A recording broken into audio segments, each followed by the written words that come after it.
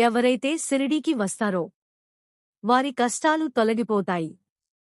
బాబా చెప్పిన ఈ మాట భక్తులలో ఎంతో నమ్మకాన్ని నింపింది. మన జీవితంలో ఎన్ని కష్టాలు వచ్చినా బాబా నన్ను కాపాడుతారు అనే విశ్వాసాన్ని కోల్పోకూడదు. ఒక భక్తుడు ఎన్నో సమస్యలతో బాధపడుతూ బాబాను మనస్ఫూర్తిగా ప్రార్థించాడు.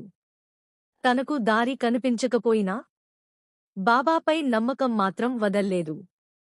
కొంతకాలానికి అతని సమస్యకు ఊహించని పరిష్కారం లభించింది. అప్పుడు అతనికి అర్థమైంది, బాబా మన ప్రార్థనను ఆలస్యంగా వినవచ్చు, కాని ఎప్పుడూ నిర్లక్ష్యం చేయరు. అందుకే మనం కూడా కష్టాల్లో భయపడకుండా బాబాను నమ్మి ముందుకు సాగాలి.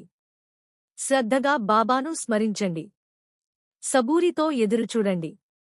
బాబా అనుగ్రహం తప్పకుండా ఉంటుంది. ఓం సాయిరాం.